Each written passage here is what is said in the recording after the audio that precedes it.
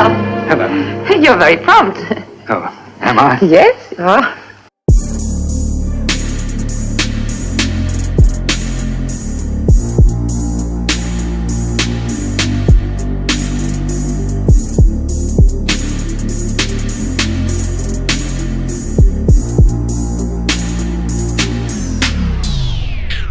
If you love listening to this show, please consider giving a rating and a review on Amazon Alexa or wherever you listen. We want to continue bringing you this amazing content, and part of our ability to do that means that we need a big audience. Now, it may not seem like much, but rating and reviewing the show will help more people find us, just like how you found this show. Simply on any podcast platform, search for a show, scroll down to the bottom, and push 5 stars. It's that easy. Thanks for supporting the show.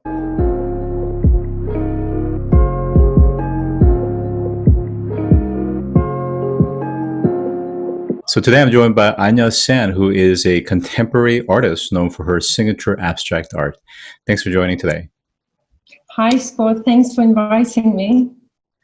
So my understanding is that you're a third generation artist. So it runs in the family, is that right? That's right, yes. So my grandfather used to be an architect, and my father was an artist and a jeweler, and I am the artist. Gotcha. So I wonder if some of that artistry runs in kind of innately in the DNA, or do you feel that your upbringing and the surrounding that you grew up in really influenced who you became, as well as the career and even your artistic style? I think both, to be honest. I think being an artist, it is part of your DNA. You cannot avoid it. But also the surroundings that I grew up in. For example, I spent a lot of time in my father's art studio, and I'm sure it has influenced my love for the arts and culture in general. Also, I grew up in a very modest background, and we didn't have much really, so I had to spend a lot of time in making my own things, my own toys, and I think that helped me to develop imagination and apply it later now in my craft. Well, I can certainly empathize about the creativity part, but that will be for another session. So I'm curious to know, when we think about your predecessors and the legacy they've built, I'm sure that has really helped pave your career and open up doors that perhaps maybe other artists would have had difficulties accessing. But at the same time, do you feel like it has also set a very high bar for you in terms of expectation, not just from your family, but from the art world? Not really, because I was born in Kazakhstan, and my father was a well-known jeweler there. So coming to England, I really had nowhere to turn to when it came to pursuing my art career. So it was sort of a lot of my own consistent work and trying different galleries. But at home, of course, I think it's very hard for me to compare myself to my father, because to me he was a genius and his work is absolutely impeccable. But yes, here I had to work very, very hard to get where I am today. And when did you make that transition from Kazakhstan to Western Europe? I was 12 years old, and my parents decided to send me here to study because back in Kazakhstan we were going through a very difficult period. I don't know if you know much about the 90s in the Soviet era.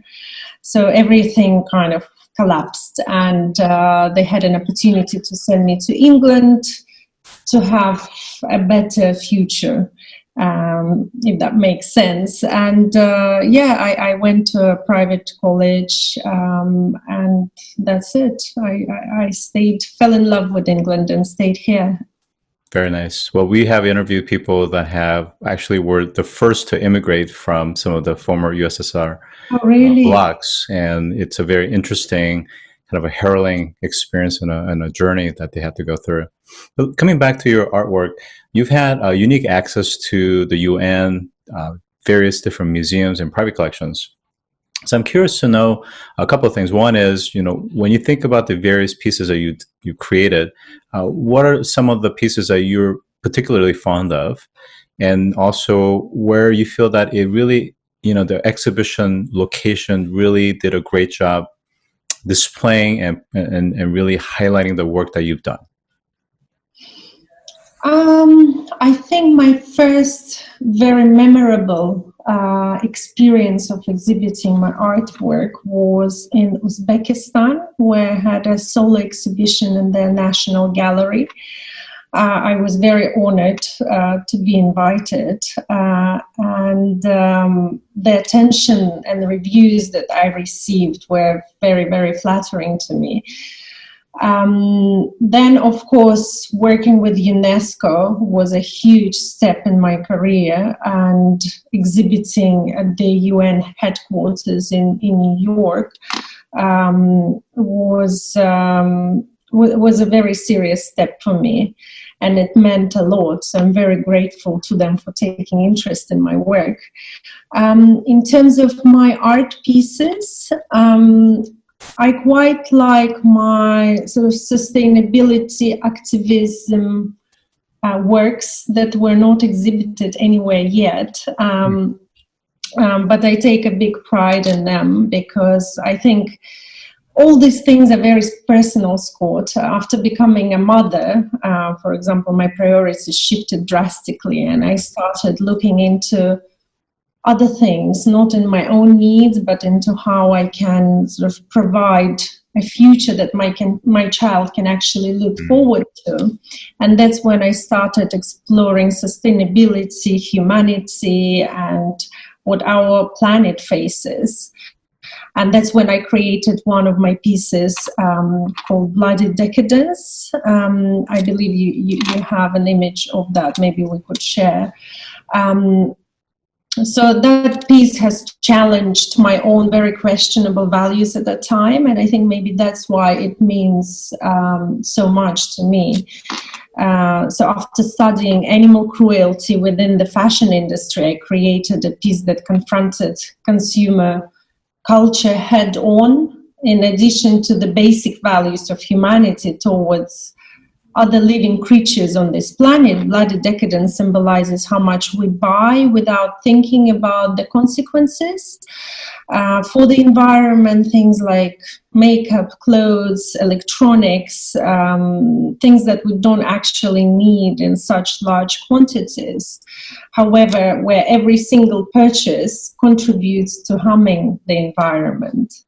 So that piece itself is a fur coat of mine that I painted in red paint, symbolizing blood of all the animals that were butchered, in order for me to wear that piece 2 or 3 times a year. So this was a really turning point for me in my life and in my art, where I started exploring the more difficult question, per se. Well, I think all of us are guilty of that decadence and consumption. And I think one of the things that comes to mind is when it comes to, such type of politically infused art, it really is a bold statement. And I'm curious to know the eventual patron that ends up, that's going to be acquiring some of your pieces. I wonder if they're purchasing it because of the values and the message behind it, or to them it's just another collection of art piece.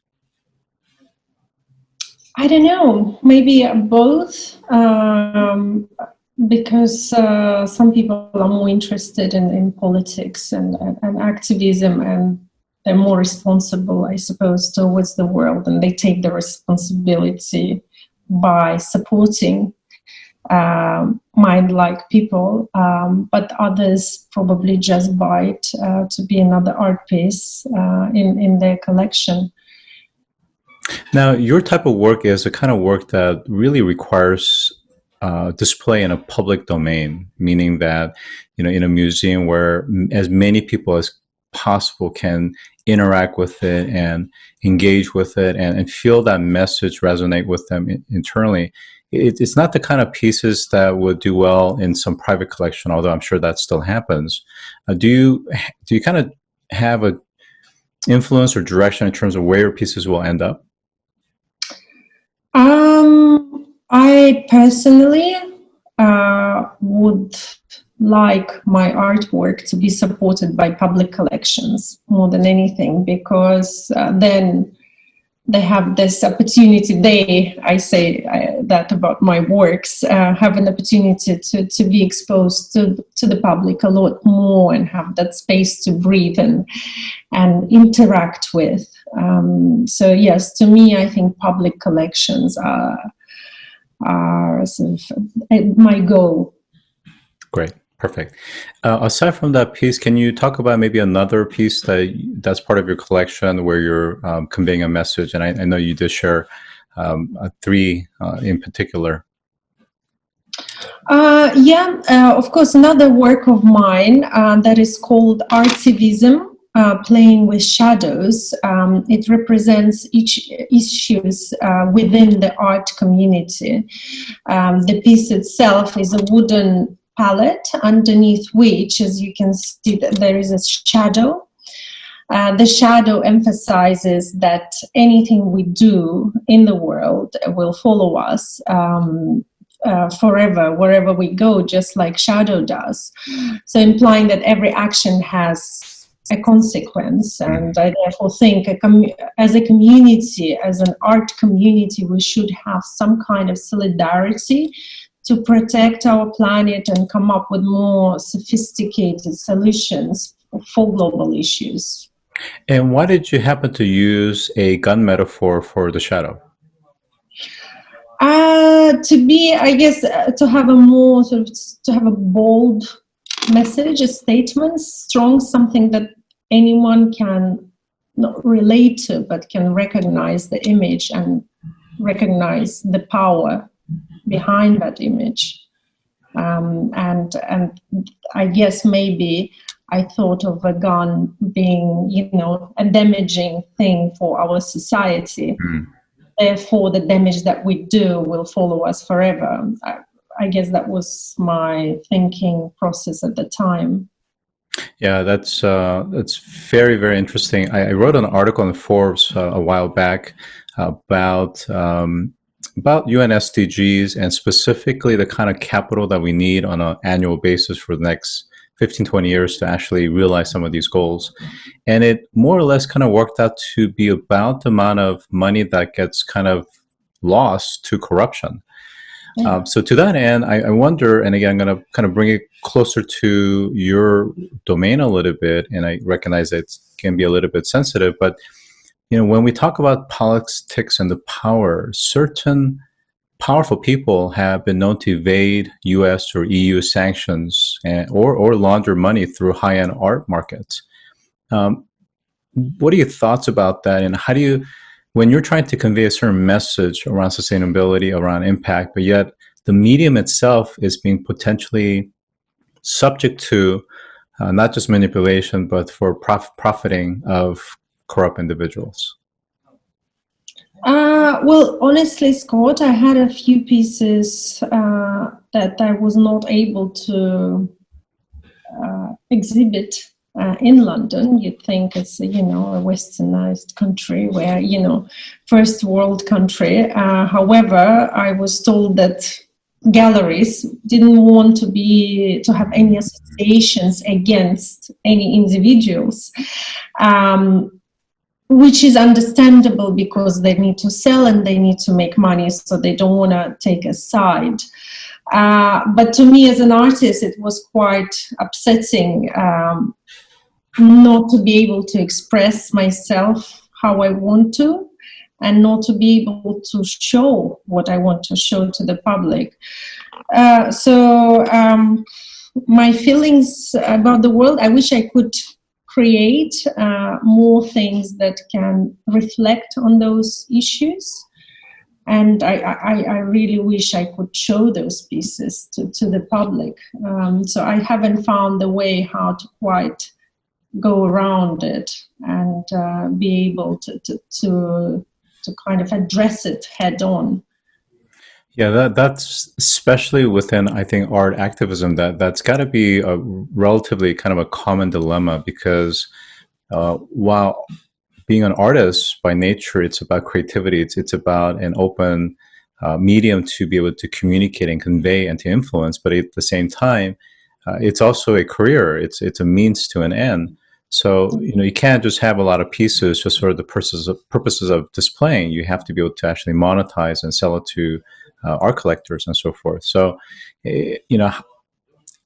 and I recognize that you're still kind of navigating that, but do all of your pieces eventually get sold privately or to public spaces, or are there some pieces that you personally hold on to because you value them in some capacity? Well, majority of my pieces are sold to my private collectors. I have some pieces that were sold to public collections and museums, and there are some pieces that that are very personal to me and that I cannot sell. And it's quite funny, actually. This is when you need a very good art agent behind you, because if I have a collector coming into my studio and they like something that I like, and perhaps I'm not very fond of that particular collector, I always put the price up and up, hoping they're not going to buy it. So yeah, it's very strange for artists. You need to have somebody to actually sell your work, because you do become very attached to certain pieces. That's very interesting. Of course, the higher that you increase your pricing, sometimes it has an interesting effect where people may be more allured and interested in that piece. Yeah, exactly. Very odd. I wish we had a little bit more time, but how can listeners follow your work? You can follow me on my website, anyasandart.com. Perfect. So today I've been joined by Annya San, who is a contemporary artist as well as an art activist. Thank you so much for joining today. Thank you, Scott. Thank you. If you've enjoyed this episode, take a moment to rate our show on any podcast platform that you listen to. Scroll down to the bottom and push 5 stars. It's that easy. And as always, thanks for listening.